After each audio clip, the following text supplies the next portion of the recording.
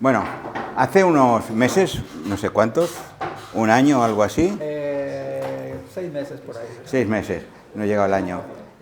Jorge y su padre, porque su padre también colaboró, nos sorprendió un día en que había escrito un libro de poemas. Él es doctor en ingeniería bueno, él estudió en Colombia, pero se doctoró aquí en ingeniería, aquí en la universidad de aquí en Castelldefels.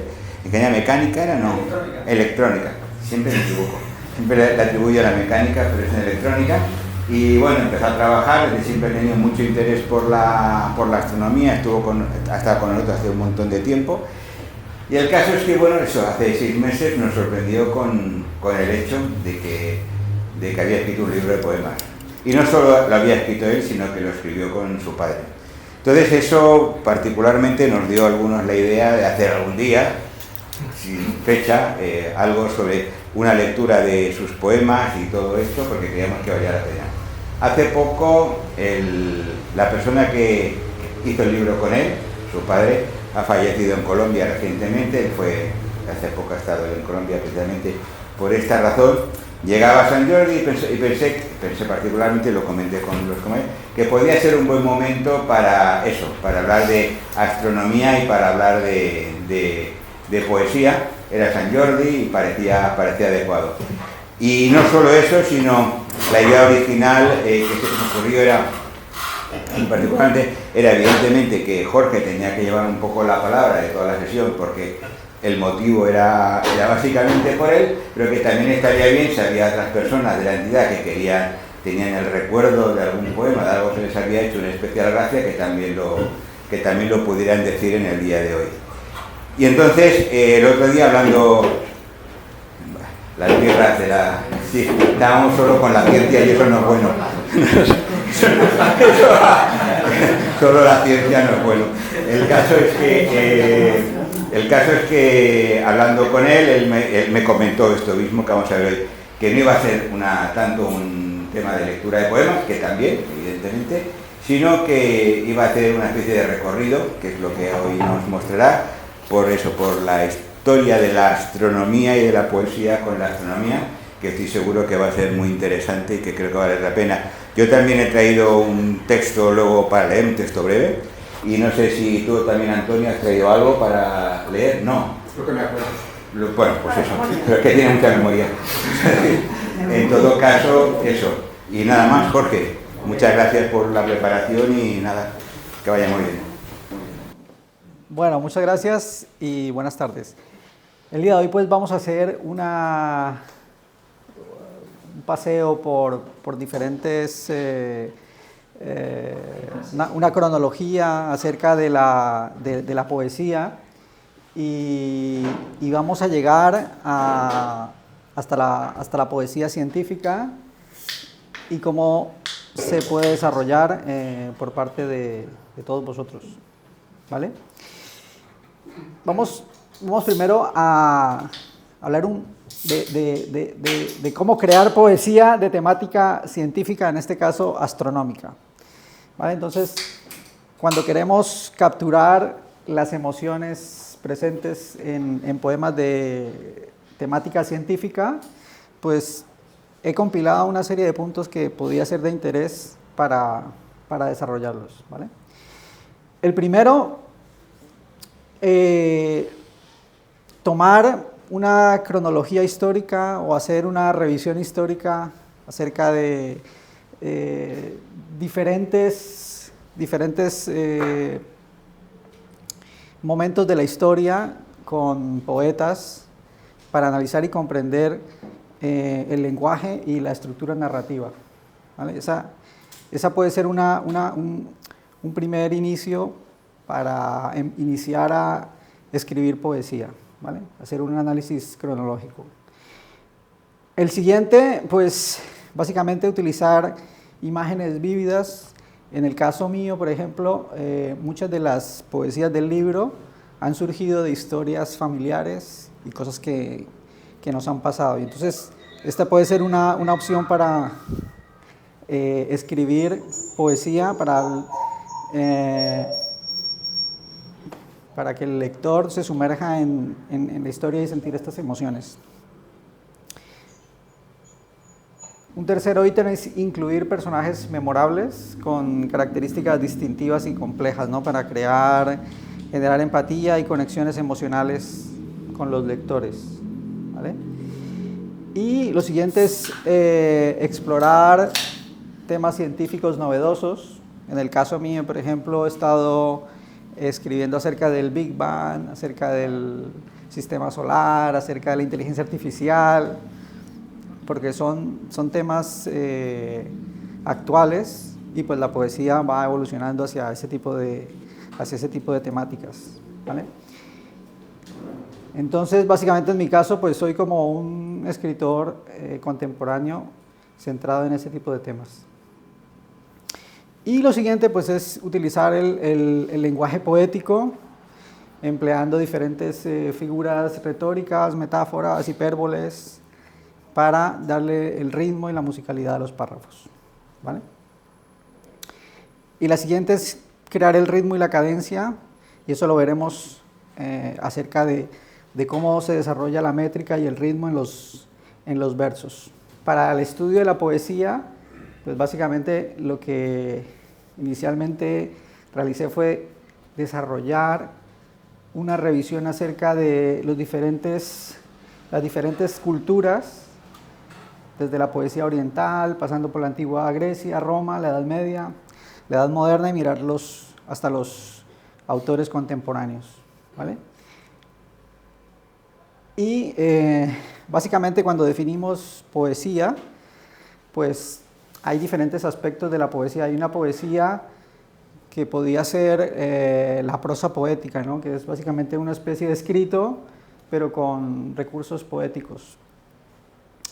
El verso, que ya es organizado con una estructura específica de rítmica y métrica, o los versos libres. Por ejemplo, en la cultura oriental se utiliza mucho ese tipo de verso libre, ¿vale? Y luego el verso blanco, que ya es un texto organizado en líneas que siguen una estructura, pero sin rima. Básicamente, cuando inicié la escritura del libro, desarrollé la parte de la rima y la medida para hacer que las palabras pues tuvieran una... O sea, hubiera una repetición de sonidos y a partir de estas vocales acentuar los párrafos. Entonces, por ejemplo, aquí hay un ejemplo de poesía científica centrada básicamente en el sistema solar, ¿vale?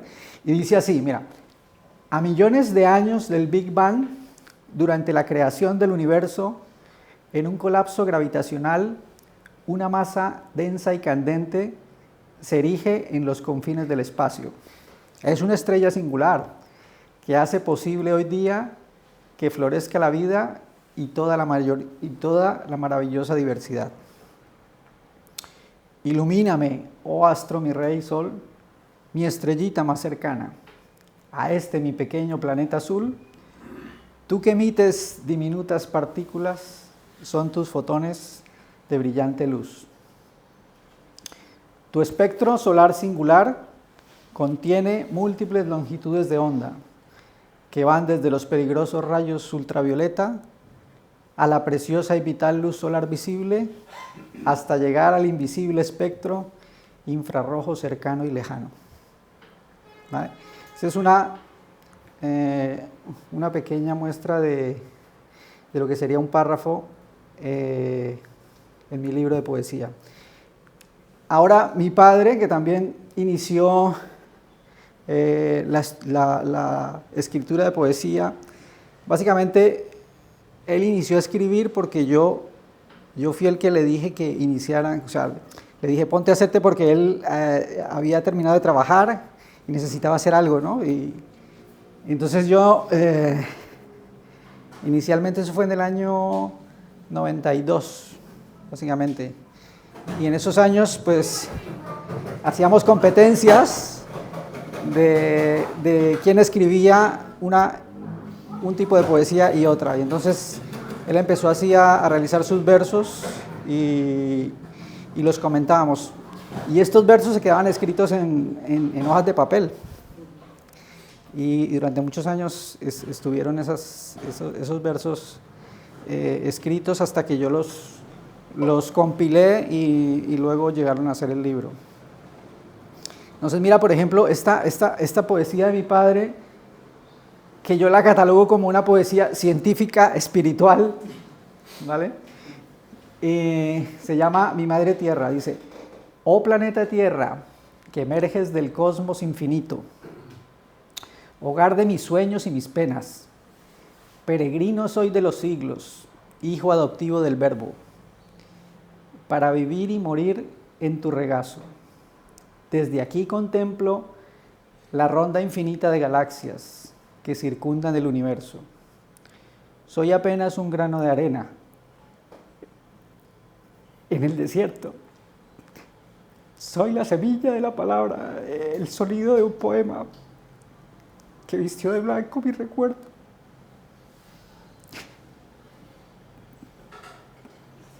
Mis ojos apenas vislumbran la eternidad y es posible que sueñe aquí para morir. Y al encontrarte de nuevo, puedo darte gracias por vivir aquellos instantes bellos.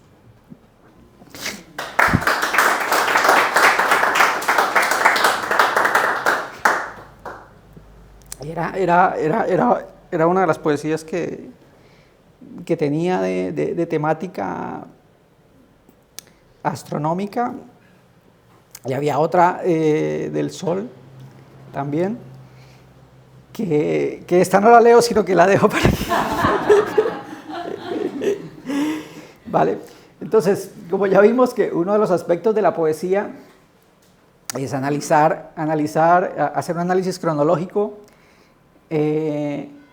Lo más curioso de la poesía es que nosotros, la tradición occidental, cree que la poesía surgió en Occidente primero, pero se ve que la poesía inicialmente surgió en Oriente. Y básicamente los primeros... Si me permites, ha surgido en todas partes. Sí. Es correcto, ha surgido en todas partes. Pero los primeros poemas de los que se tiene constancia son del año 2285 antes de Cristo, de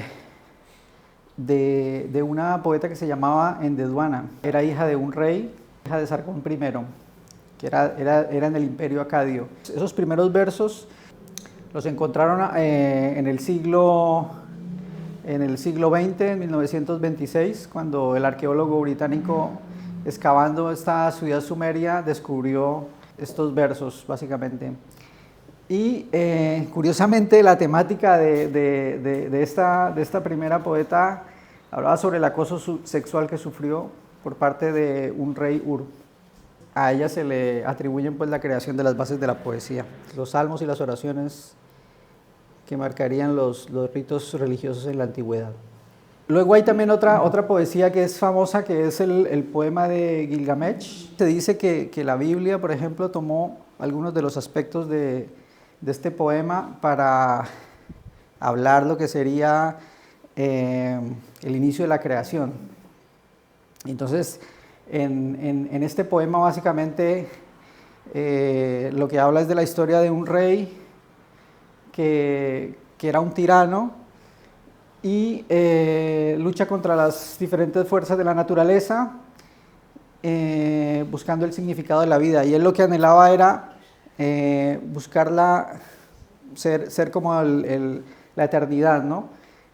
Y entonces le ocurren una serie de peripecias, así como en la Odisea de Homero. Y si esta historia se llevara hoy en día a la pantalla, sería una historia súper asombrosa por todas las peripecias que pasa el autor, ¿vale? Y esto también, estos poemas aparecen en estas tablillas de escritura cuneiforme. Y hay una parte estamos en ciencia y birras, ¿no? Y entonces la diosa de la cerveza le sugiere le sugiere a Gilgamesh, ¿no? que se centre menos en prolongar su vida y le aconseja que disfrute de los pequeños placeres, como hoy, por ejemplo, bebernos una cerveza en Ciencia y Birras. O una Coca-Cola. Una Coca-Cola, exacto. Otra fuente de inspiración puede ser la Biblia. En la Biblia hay una serie de pasajes que están escritos en verso. Bueno, la Biblia es una compilación de diferentes libros históricos, ¿no? En diferentes lenguas. Entonces aquí hay unos ejemplos, por ejemplo, de toda esta tradición oral. Muchos de estos libros han tomado, han bebido algunas de estas historias de otras épocas. Como por ejemplo, los cielos cuentan la gloria de Dios y el firmamento anuncia la obra de sus manos. Entonces, los salmos, ¿no? Y se ve que una de las partes, por ejemplo, del diluvio, de la historia del diluvio, ya en la antigüedad, en el libro de Gilgamesh, ya había pasado esa historia del diluvio. O sea que es curioso que en dos épocas diferentes pues se hable del mismo tema y hayan similitudes. Si me permites, el tema del diluvio es un tema muy antiguo. O sea, ya hay mitos sumerios, 1000 años anteriores a Gilgamesh, que hablan de lo mismo, de un diluvio que es el sistema para digamos, limpiar absolutamente lo que son los pecados y todo el mundo anterior nefasto. El dios del momento envió un diluvio y ya está. Que se acaba el problema. Son tierras, son sitios que por alguna razón, pero pasa eso pero que antes ya de Gilgamesh, 1000 años antes, los sumerios ya tienen un mito que tiene algunos temas similares a Gilgamesh, y lo de Gilgamesh tiene algunos temas recogidos. Porque yo tengo la impresión de que, yo no, los estudios tienen la impresión de que eran historias relativamente conocidas. Es decir, como la Ilíada, que hace cerca de 3000 años se sigue hablando, pues aquello era hablando. Claro. La historia se continuaba sonando a la gente. Sí, es curioso porque en muchas culturas el Popol Vuh y otras y en otras en otras culturas también de América pues también hay ese tipo de historias mitológicas que al final la tradición oral lo que hace es que las va trayendo y se van pasando de generación en generación, ¿no?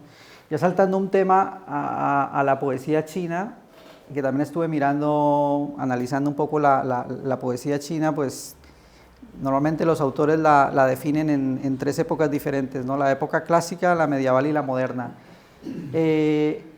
La poesía china, sobre todo, es muy diferente a la poesía de Occidente porque normalmente en Occidente se centra la poesía en lo que hace el personaje, ¿no? Aquí no, aquí el personaje es como secundario y la poesía en realidad habla de la naturaleza, pero no sigue una rima, sino es un poco diferente. Por ejemplo, por todas partes oigo los pájaros que cantan. Anoche oí el sonido del viento y de la lluvia. Al otro día, quién sabe cuántas flores han caído. O sea, habla como en tercera persona, es un poco diferente. Por ejemplo, en la dinastía Tang hay una serie de autores y después igual les puedo pasar algunos audios de esta época de estos autores, de cómo se comporta esa poesía en Occidente. En la antigua Grecia, pues Homero fue muy famoso en sus diferentes fragmentos como la Odisea, lo que habla un poco acerca de temas astronómicos y poéticos, ¿no? Entonces, por ejemplo, dice aquí, con aquel dulce viento, gozándose Ulises divino, desplegó su velamen. Sentado rigió con destreza el timón, no bajaba a sus ojos el sueño, velaba a las pláyades vuelto al boyero, de ocaso tardío y a la osa, que a otros dan nombre del carro, y que gira sin dejar su lugar al desecho de Orión. Solo ella, entre todos los astros, no baja a bañarse al océano. La forma en que dice que no es que es circumpolar, es decir, que nunca se oculta, que tiene mucha gracia, ¿no? Como señala claramente que es una de las constelaciones que en nuestra latitud nunca se mete ni en el mar ni en tierra, sino que siempre está en el cielo. Esa misma metáfora exactamente la usa Ovidio en los Fastos. Dice, cuando la osa baña sus pies, está señalando una fecha, el momento en que la parte inferior de la osa toca el mar desde Roma. Toda esta mitología y de las constelaciones va apareciendo en todas estas obras. Vamos a ver, por ejemplo, Hesíodo también habla, por ejemplo, dice, cuando las Pléyades, hijas de Atlante, aparezcan, inicia la siega, y la arada cuando se opongan, ¿no? Y luego dice, ellas, como sabes, 40 noches y 40 días ocultas, y cuando nuevamente da la vuelta al año, reaparecen por primera vez al afilarse el hierro. Aquí en este fragmento de los trabajos agrícolas se nota, ¿no? En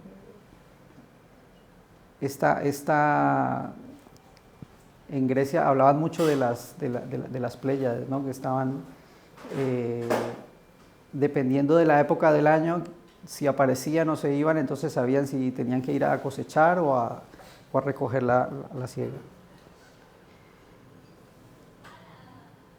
Mira esta otra de Hesíodo que dice, cuando Zeus, después de volverse el sol, completa 60 días invernales, la estrella Arturo abandona la sagrada corriente del océano y brillando por primera vez en todo su esplendor, sale al terminar la noche.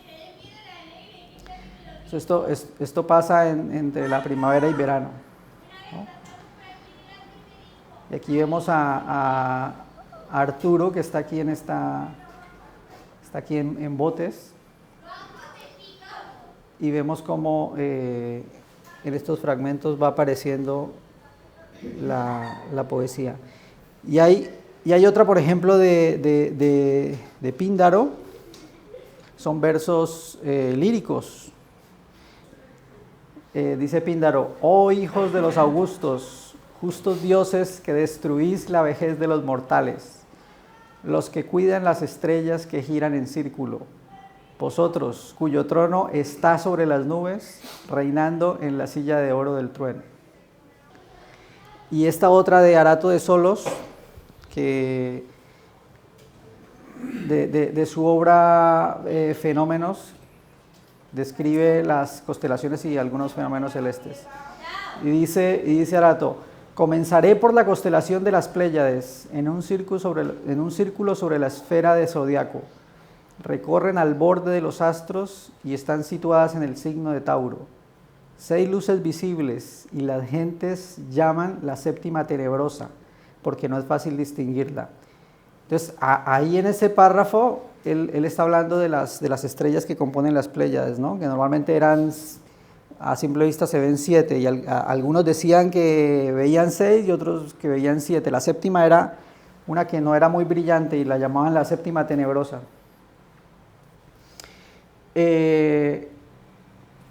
Y cuando se oculta a los navegantes trae grandes males. Después viene la serpiente de agua.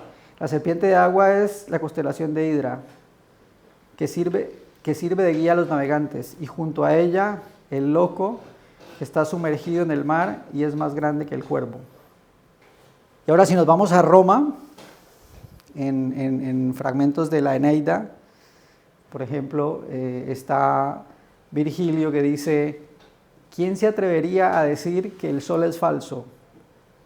Él también permanece en una parte ciega, tanto de noche como de día, y toma para sí luz desde lo alto. ¿No? Ese será un fragmento de la Eneida. Y Ovidio decía en el libro de la Metamorfosis, en uno de los fragmentos decía, Capricornio hará solo las aguas y las estrellas. Él tomó el lugar de las olas en movimiento.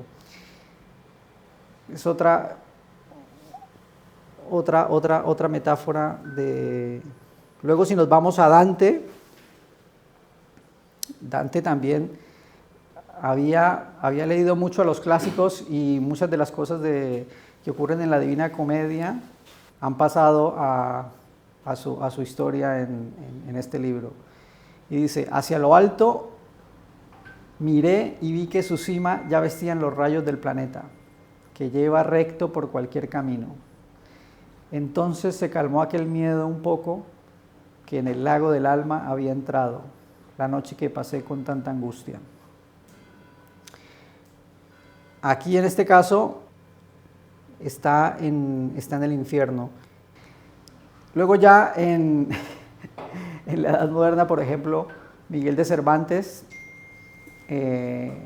tenía, por ejemplo, en la Galatea, que es anterior al Quijote, decía, el sol es el oro cuyos rayos ciegan, la vista más aguda si se ceba, en la vana apariencia del provecho.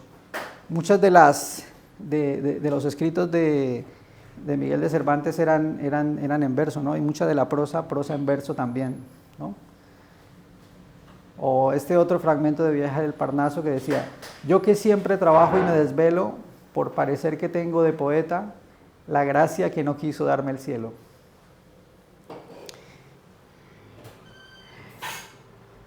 Y esta otra de la Galatea, que también es anterior, estas son como satíricas también, ¿no?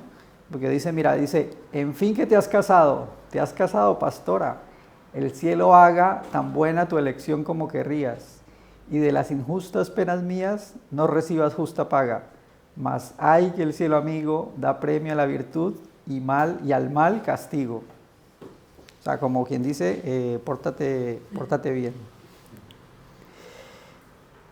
Vemos, por ejemplo, en la edad contemporánea, William Shakespeare, él utilizaba una rima, unos sonetos en una rima que llevan unas normas, ¿no? Cuando se quiere escribir poesía, pues si quieres utilizar la rima, por ejemplo, Shakespeare utilizaba, los sonetos eran de 3 cuartetos y entonces las rimas eran AB, AB.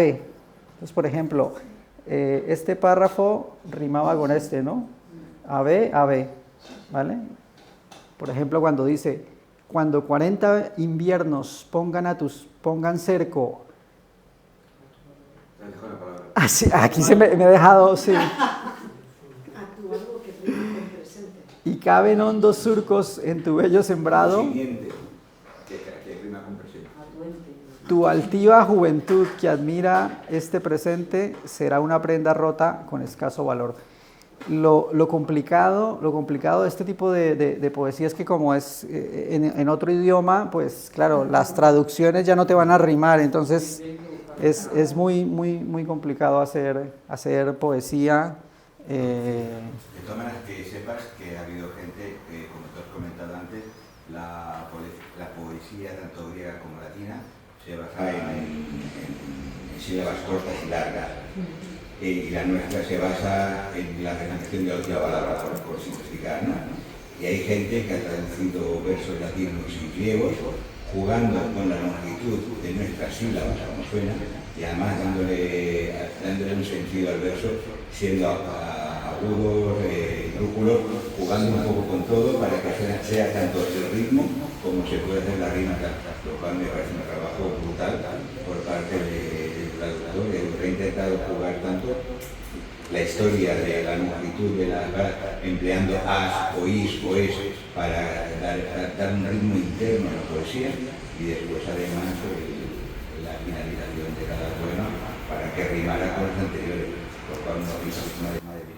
Claro, ahí está una de las cosas de la poesía, ¿no? de la métrica, ¿no? Si tú jugando con esa métrica y la rima, pues puedes llegar a traducir. De por sí a la poesía china, por ejemplo, también se intenta, pero es más complicado porque normalmente es verso libre. Aquí, por ejemplo, Allan Poe, en este libro de los espíritus de los muertos, dice, la noche, aunque clara, fruncirá el ceño, y las estrellas no mirarán hacia abajo, desde sus altos tronos en el cielo, con luz como esperanza dada a los mortales. Pero sus rojos ojos sin rayo parecerán para tu cansancio como una quemadura y una fiebre que se adheriría a ti para siempre. Este que es el padre casi que de la ciencia ficción y de la poesía, de la escritura con estos temas más oscuros, ¿no? Y he traído también aquí poesía modernista de Joan Maragall, se llama Las mermas de enero.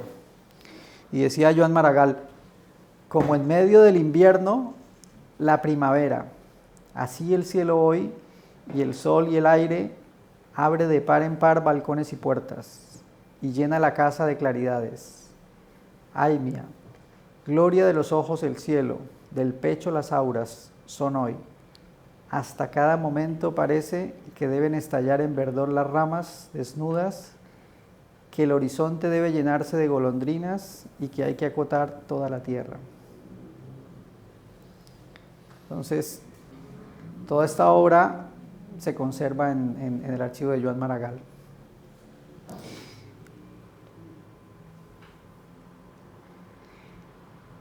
A mí hay otro autor que me gusta y creo que de los que más que recuerdo desde muy niños es Federico García Lorca, que tiene unas poesías muy lindas y por ejemplo esta de los romances, ¿no? Este tiene, además de que tiene esta rima, tiene esto de que repite palabras, ¿no? Y esto le da a la poesía, le da más vividez y se ve más bonita, ¿no? Por ejemplo, verde que te quiero verde, verde viento, verdes ramas, el barco sobre la mar y el caballo en la montaña, con la sombra en la cintura, ella sueña en su baranda, verde carne, pelo verde, con ojos de fría plata. Verde que te quiero verde, bajo la luna gitana, las cosas le están mirando y ella no puede mirarlas. Aquí está esta mujer que se estaba muriendo, ¿no?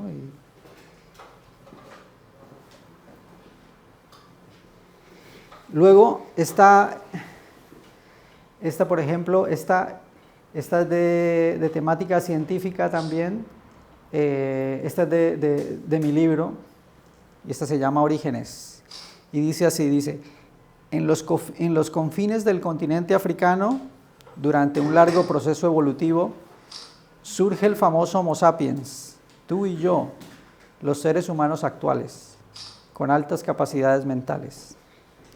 Mis antepasados atravesaron continentes y abrieron rutas navegables, descubriendo océanos y mares, ríos y montañas fulgurantes.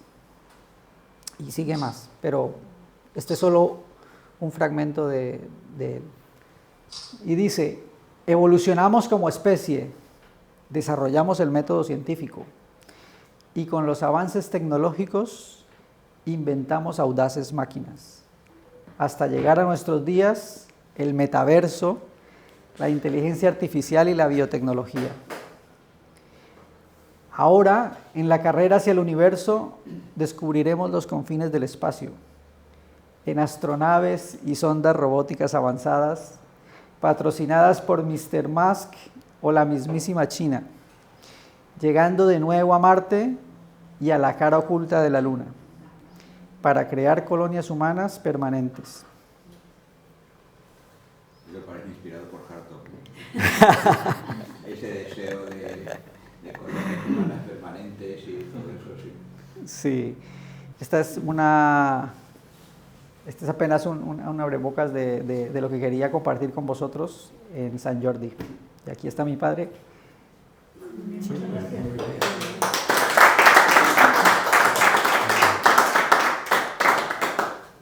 Mira, hay uno que tengo aquí sobre el Día de San Juan. Que el Día de San Juan es muy importante aquí. De por sí, se llama la fiesta de San Juan. Dice, Durante la magia del estío se repite como cada año el anhelado solsticio de verano que palpita en mi corazón. Es la época propicia para volver a la mar y deleitarme en sus aguas frescas, mientras las leves brisnas susurran en mi pelo y las olas diminutas van y vienen sin cesar. Todo sigue como antes.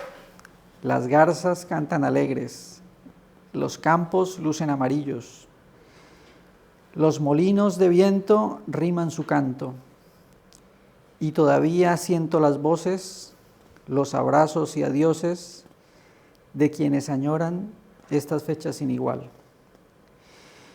Y entonces llega el día místico de emoción, es el día de San Juan, con petardos y hogueras que engalanan la ocasión.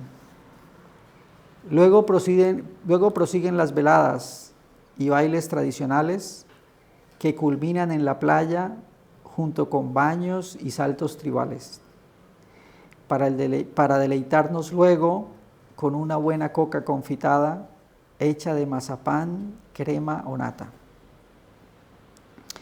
Es un día para el goce, de cánticos y alegrías, a los pies de la luna que danza en el cielo. Se alegra mi alma, se llena de emoción, sonrío como niño, mientras pido deseos, sobre todo de esperanza, paz y amor, en un ritual de profunda purificación.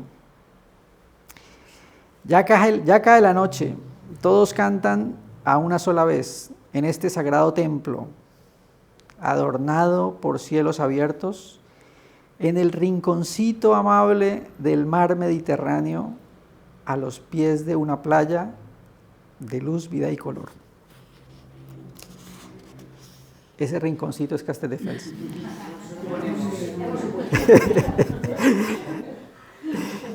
Y yo, como alegre viajero, te veo, amable, bonita y coqueta, playa de Castelldefels, que cautivas a todos los turistas con la magia de tu sinuoso paseo.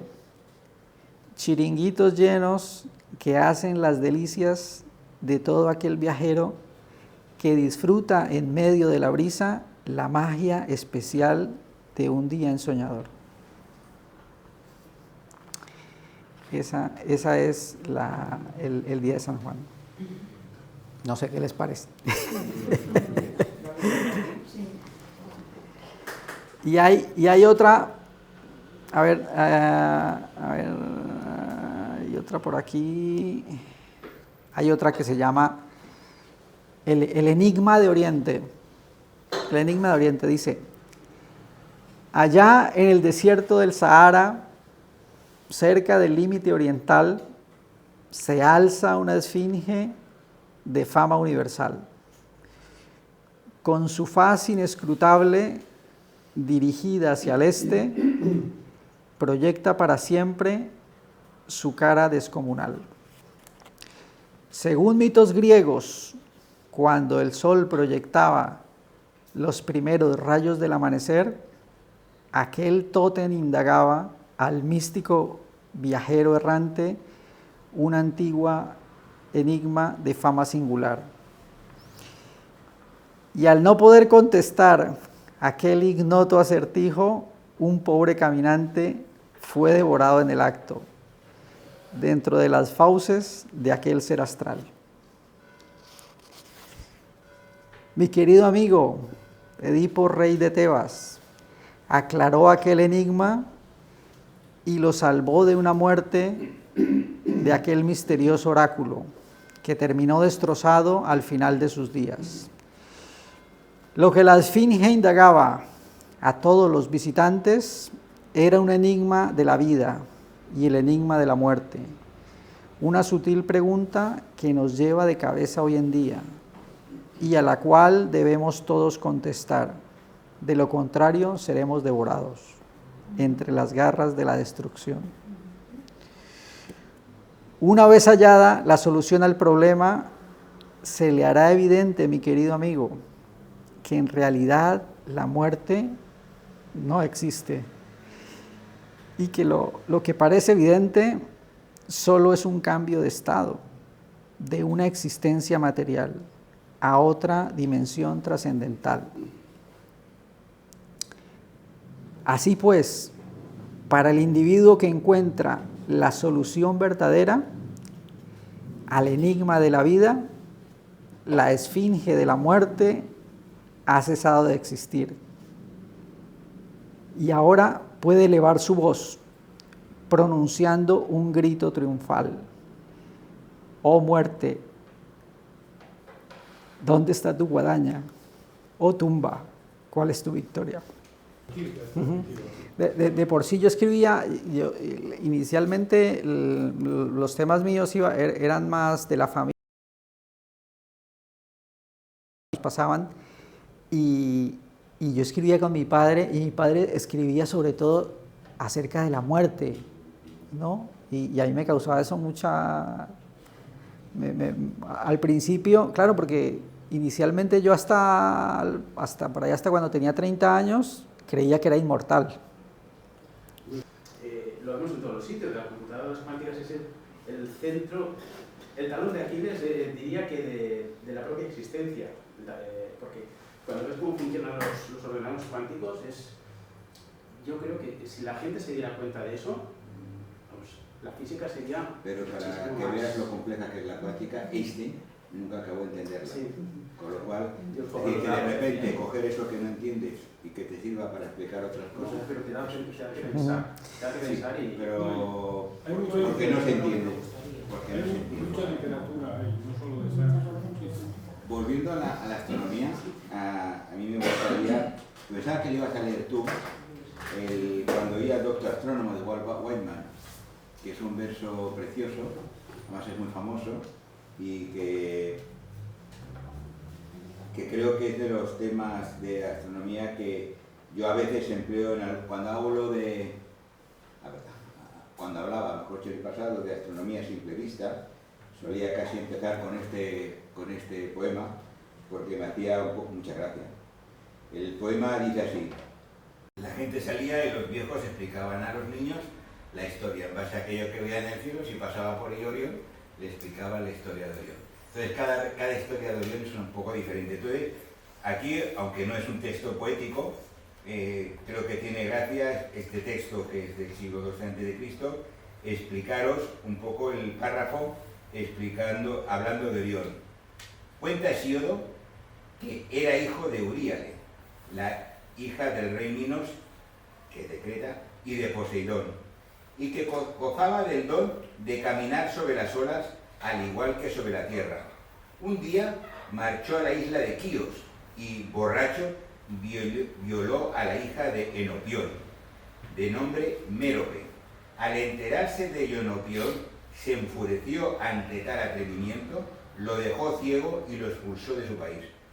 Al llegar desterrado a Lemnos, Hefesto se compadeció de él y le asignó como lazarillo a su propio esclavo, Cedarión. Lo tomó consigo y lo llevaba sobre sus hombros a fin de que le indicara el camino. Se dirigió hacia el oriente y estuvo con Helio, quien al parecer le curó la ceguera.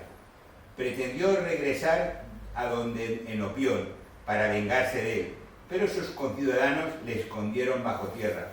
Como veis, las historias son muy complejas. Sí, es difícil seguirlas. Los niños se debían perder porque no tenían maquinitas, que si no hubieran jugado. Sin esperanzas de poderlo encontrar, se marchó a Creta y se dedicaba a ir de cacería con Artemis y Leto. Parece que profirió en tono jactancioso que daría muerte a cualquier animal que sobre la tierra viviera. Ante ello, la tierra, irritada, hizo que apareciera un gigantesco escorpión que le picó con su aguijón y lo mató. A partir de entonces, Zeus lo elevó al firmamento, a Orión, en recompensa por su valor y a instancia de las diosas Artemis y Leto, al igual que hizo con el escorpión, como recuerdo de lo sucedido. Otros cuentan que cuando Orión estaba en su plenitud, se enamoró de Artemis y que fue esta la que hizo aparecer contra él el escorpión, claro que giro te da la historia, y que al ser atacado por el animal murió. Luego los dioses, compadecidos de él, lo elevaron al firmamento, al igual que al escorpión, en recuerdo del suceso. Y aquí viene la parte, entre comillas, astronómica. Tiene 3 estrellas en la cabeza, poco visibles, una brillante sobre cada hombro, una sin brillo en el codo derecho, otra igualmente sin brillo en el extremo de la mano, 3 en la cintura, 3 de escaso brillo en el puñal, una de ellas sabemos que es la nebulosa de Orión, una brillante sobre cada rodilla y una igualmente brillante en cada pie. Suman un total de 17. Y esto es un poco la historia, es decir, en otras tradiciones uno ve que Orión está en una punta del cielo opuesta a Escorpio, que es el que lo mató. Es decir, que tiene un poco de gracia ese juego que hacen con Escorpio ellos, pero que de alguna manera está lleno y hace una reflexión mitológica de cómo determinados personajes llegaron a ser estrellas y finalmente describe un poco la constelación y bueno, me parece muy interesante, tanto para conocer las historias como tal. Yo siempre había creído, como tú has comentado aquí, que Orión persigue al toro, pero se ve que en las tradiciones no está documentado eso. Yo me parecía que era completamente lógico. Tiene los 2 perros detrás, está alzando su brazo hacia Tauro, y yo siempre había pensado eso. No, sí que siempre está el cazador, siempre está al acecho de pero, y el toro está... sin embargo, ya digo, en los textos clásicos no se recoge la tradición, que es muy curioso, que yo pensaba que parecía lógico, está ahí este, está ahí lo otro y tal, pues no se suele recoger. Ya, era solamente ese comentario. No sé, Antonio, si quieres comentar alguna cosa. 2 cositas. Una, que me emocionó mucho cuando vi el tema, porque hace muchos años fue que Julia se acuerde, yo le propuse a Sergio, que estábamos buscando tema, no me acuerdo, un programa planeta, no me acuerdo, en fin, y le propuse, porque no hacemos algo sobre poesía, astronomía, y Sergio me dijo, no, yo no soy de poesía, pero me lo contó tajante, yo no soy de poesía. Entonces nunca, yo me olvidé del tema. Era Sergio, sí. Sí, No es otro.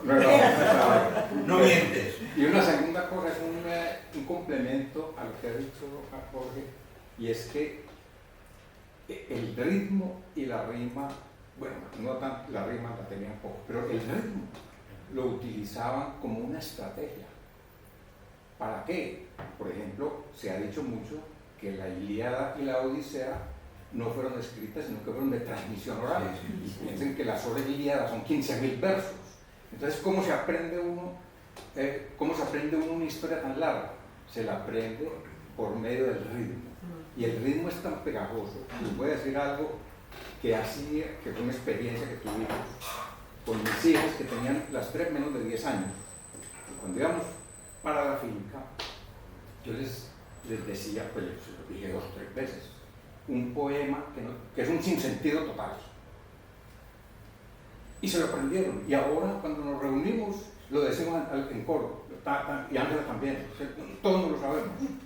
Y es un sinsentido, es que no tiene ningún sentido. Miren, el poema es de un poeta colombiano que se llamaba Aurelio Martínez Mutis, que lo escribió en 1912, porque él vio que Europa estaba en un desorden tremendo, y dijo, aquí se va a desatar algo se va a desatar. Y entonces escribió un poema muy largo sobre esto, y una parte del poema se llama El huracán sobre Babel. El poema se llama La Torre de Babel, y se llama El huracán sobre Babel. Y ese trocito, digamos que es como una especie de imagen de lo que él pensaba que iba a pasar, del desorden que había y de lo que iba a pasar. Entonces, ¿cómo lo hace? Lo hace poniendo palabras y frases que no tienen ningún sentido. Y yo les decía eso, yo se lo voy a decir para que se den cuenta cómo un niño de 9 años se puede aprender esto, y se lo aprendieron, pero perfectamente, por el ritmo, tiene mucho ritmo. Dice, corre, corre, corre, saltando a la torre, la luna de los poseídos y neferibatas, la luna color de aceituna que escucha ladridos y escucha sonatas, farol de las ratas y de los bandidos. El suelo se barre para el aquelarre. Aló, aló, llaman de Moscú. Ya el caos llegó gracias a la O que borró la U. Ya Fernando Post en Tombuctú, en Honolulu, Surucuclú. Y pasan las pujas de aquella carrera diabólica y fiera. Y pasan las brujas que pintan la trova montadas en perros en palos de escoba. La bruja dice que sí, do, re, mi. Dice el perro que quizá, re, mi, fa. La escoba dice que no, si, la, sol, fa, mi, re, do. El can se convierte en bruja, la bruja se vuelve can. La escoba saca la lengua y los palos lloverán a la lengua que dibuja la cola del alacrán. Alacrán, alacrén, alacrín del rocín, sin ton, ni son, ni pan, babá, bebé, tin, tin, tin, tlan. Y se yergue ante el mundo trepidante un silencio espantoso, interrogante. Eso se aprendieron mis hijas y se lo saben todavía. Pero a mí lo que me dice hace 40 años. pero y es un trabalengua, pero estás diciendo una trabalengua. Madre mía.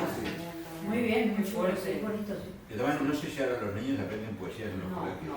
Bueno, se aprenden ahora yo recuerdo que también sí, nos aprendíamos poesía, claro, ¿no? Estilo El hijo de Rana, en la cual vamos a Sí, allá se acentuaba mucho. Aquí era la canción del pirata, la aprendía. También lo de Coplas a la muerte de mi padre, también la aprendíamos de memoria. Y no les tocó que estudiar las gitanjáforas.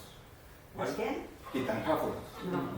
Era Pérez Zúñiga, que fue un periodista. Sí, lo dio un mensaje, claro. Humorista. Un humorista. Sí. Esa lo cuento. Claro. Él inventó una ¿cómo se llama? Parecido a una metáfora, ¿cierto? Pero, al contrario, una metáfora que es No es otro. No mientes. Y una segunda cosa es un complemento a lo que ha dicho Jorge, y es que el ritmo y la rima, bueno, no tanto, la rima la tenía un poco, pero el ritmo lo utilizaban como una estrategia. ¿Para qué? Por ejemplo, se ha dicho mucho que la Ilíada y la Odisea no fueron escritas, sino que fueron de transmisión oral. Y piensen que las obras Ilíadas son 15.000 versos. Entonces, ¿cómo se aprende uno una historia tan larga? Se la aprende por medio del ritmo. Y el ritmo es tan pegajoso. Les voy a decir algo que fue una experiencia que tuvimos con mis hijas, que tenían las 3 menos de 10 años. Y cuando íbamos para la finca, yo les decía, pues se los dije 2 o 3 veces, un poema que es un sinsentido total. Y se lo aprendieron. Y ahora, cuando nos reunimos, lo decimos en coro, y Ángela también, todos lo sabemos. Y es un sinsentido, no tiene ningún sentido. Mira, el poema es de un poeta colombiano que se llamaba Aurelio Martínez Mutis, que lo escribió en 1912, porque él vio que Europa estaba en un desorden tremendo, y dijo, aquí se va a desatar algo se va a desatar.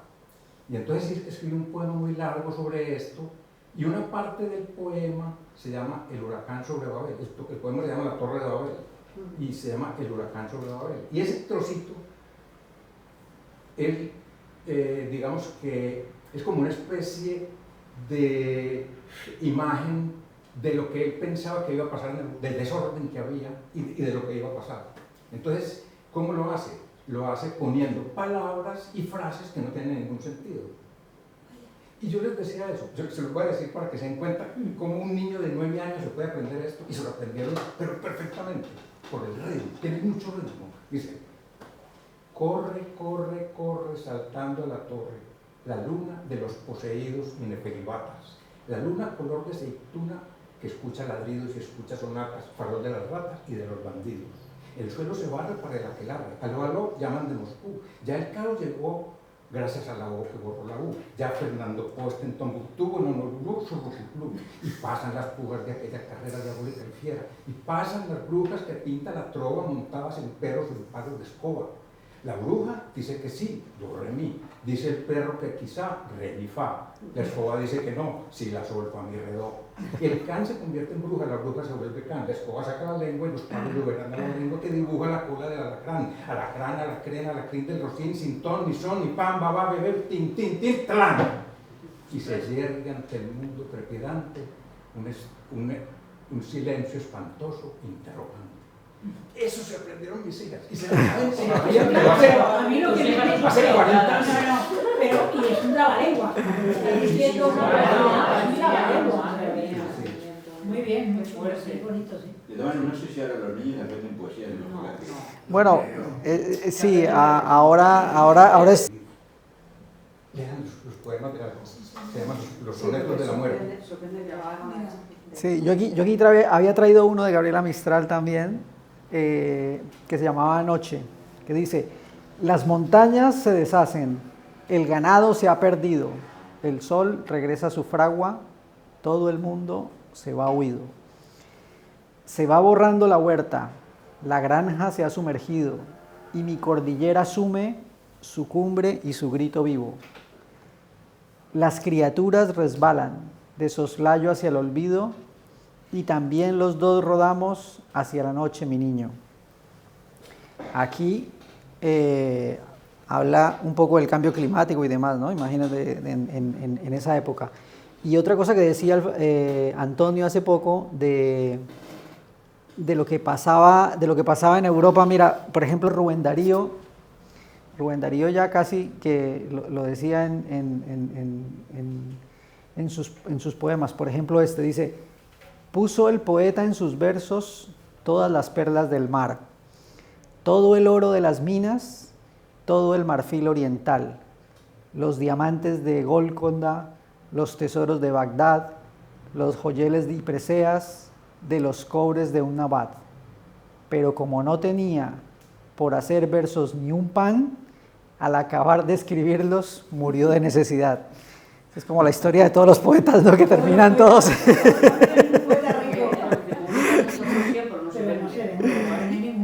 Entonces, pero esto ya lo decían muchos poetas, ¿no? Lo decían que ellos preferían no tener bibliotecas en casa, sino que los libros era para leerlos y regalarlos, ¿no? Y muchos de ellos casi que los regalaban a la gente, ¿no? No tenían... Hay uno por aquí muy bueno también de... Bueno, yo aquí traía de diferentes, pero me gusta, por ejemplo, mira. Dice, poderoso caballero es don dinero, ¿no? Dice: madre, yo al oro me humillo, él es mi amante y mi amado, pues de puro enamorado anda continuo amarillo, pues doblono sencillo hace todo cuanto quiero, poderoso caballero es don dinero, nace en las Indias honrado, donde el mundo le acompaña, viene a morir en España y es en Génova enterrado. Y pues quien le trae al lado es hermoso aunque sea fiero, poderoso caballero es don dinero. Y es la historia, ¿no? de cómo de América traían el oro y una parte se quedaba aquí y el otro al final terminaba en Génova. Y ahora en el siglo XXI todo ese oro ya está en otra parte, ¿no? Es curioso. Y bueno, pues eso es todo. Espero que les haya gustado.